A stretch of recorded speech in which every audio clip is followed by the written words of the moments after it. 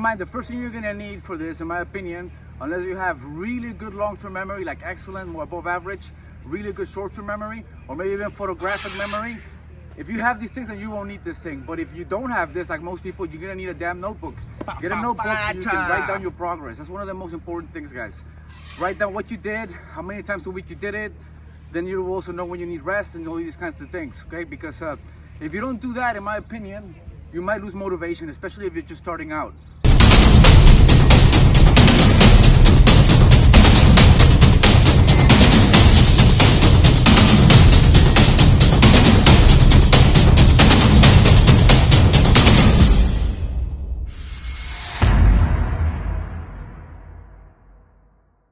You might lose motivation, especially if you're just starting out.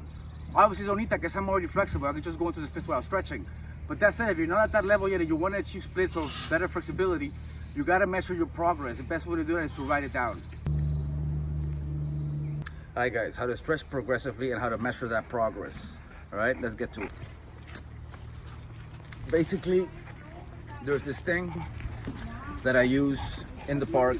It's actually meant for children, and I'm kind of forced to make this video now for you guys. I was gonna wait until I actually moved out of this town to make this video because I didn't want people knowing my routine or where I stretch at exactly. But that said, however, I was here this morning stretching on this thing, and one of the guys that works here, he told me, you know, you better enjoy that thing still because it's gonna be gone. I'm like, it's gonna be gone later. Like, I'm like, in a while. I'm like, later, like when? Today? He's like, no.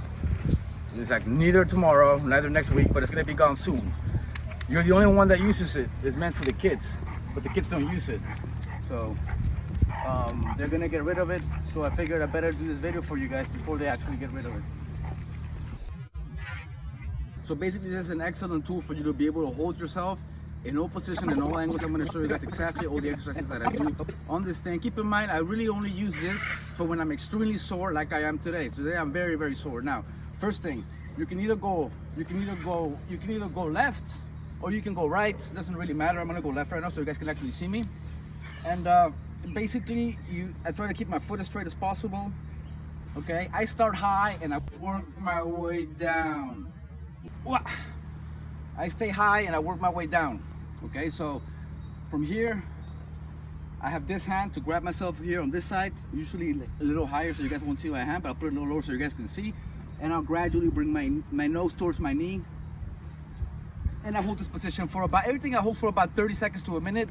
I have my watch on me always and I time myself. All right, then I'll work my way down. Keep in mind, most people will work their way up. So for most of you, it's handier if you work your way up. This is a favorite of mine. I really try to stay straight here. You go down here, you guys get the point, right? And then lower. Ironically, for me, this is harder than high. So this here, I really take my time with this part. That's it. Everything I did now, you guys could also do with the other side. You guys could do it with the right. Another thing you can practice here is leg holding, for example, right? If I want to be able to hold with the front kick, I can hold here, let go, and hold. When I start to feel confident, I can let go both hands. If I fall on this side. That's also a really handy thing to do. Let's switch sides, go to that side. Come on, open. Come on this side. Now, but you can also go with everything that's round, so roundhouse kick. So you can start here. If your goal is to hold, you can try to hold your foot here. You can try to practice the leg holding here, or just for like just a stretch. I'll place my leg here and I'll go down this way to stretch the hamstring in a more like roundhouse kick, spinning kick sort of way. Okay, so this is for those stretches for roundhouse kick, spinning kick. So here, so same thing here. You can also choose to go lower. The less flexible you are, if you're not so flexible, you might need to be here. Okay, but that's it. You can keep your arm here, this arm here, and then look, I'm gonna start the leg holding. Little by little, you can let go. No hands, see? Pa, pa, pa, cha. So basically, that's the two ways that I stretch. You can do it again. What I just did here, you can do on that side too as well. Now moving on. So this is my favorite part Here I basically hold my leg up like this. I learned this trick from Brown Smolenburg. And then basically I do the leg holding here. Okay? You can also hold here. If you have a lower level of height with kicks, you basically go higher with your arms and you hold here. Right? If you want to hold for like low kicks, you can be here. You know? Or just in here, whatever. But basically that's what I use this part for. That said, you can also do the other stretches we did here, we can do them here as well. Bring the foot up, right here, other foot straight. Now I have to use this hand or this hand to pull myself towards my knee, and I have just excellent balance. Okay? I can do that with both legs, of course, and the same thing applies to what I said earlier. Of course, the side kick. Here, that side kick, right? Right there. So one of the best ways to practice control, real control, in my opinion, this is how I do it, guys. You guys can do what you want, is to kick things that are hard, because if it's hard, you're gonna hurt yourself if you don't control. So basically here, you guys see that, how close I got? And I didn't really make a hard impact. If I kick hard, this is gonna be hard. You will hear it and you will see it. Another thing, balance. You kick, you hold here for balance, and you kick.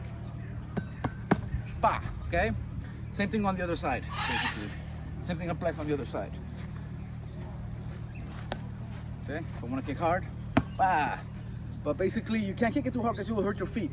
Okay, so that said, there's many kicks you can train with that. Also, spinning kick, wheel kick. From here, when I'm sore, I'll start it here as a warm up. You grab here or here, come back. Okay, one more time. Here, turn, grab here, come back. Can you catch that and go over there? Badge. Okay. One more time. With no holding. Fast. Badge. Okay. So badge. Okay. Another way to do the splits here is right here on this thing. You hold yourself. That way you can gradually go down.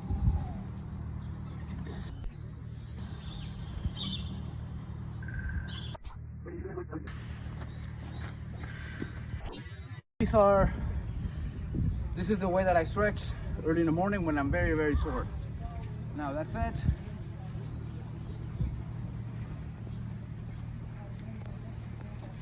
Life. Last but not least, way to measure is having something like this, where you can actually measure your feet. For example, this line here, if I sit here, I already know that I can just sit here like that gradually, and I'm fine. I need to pre-stretch. Then this thing here, these lines, keeps my feet from moving. Now, next level, after I go. And then the last one, I'll be going over here. Go behind me. All the way behind me. So basically, my butt will probably be hanging out a little bit, but here, I'm in a full kick. Now also another thing I'll do here is just breathe. My breathing exercises.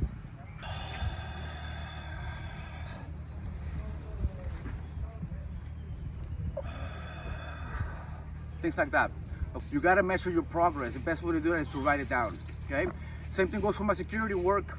I always have a notebook with me so I can write anything down. License plates, what people did, what people said, times that things happened, etc. That way I can write my report at the end of the night. So writing stuff down is very important, guys. So the next video, catch you later.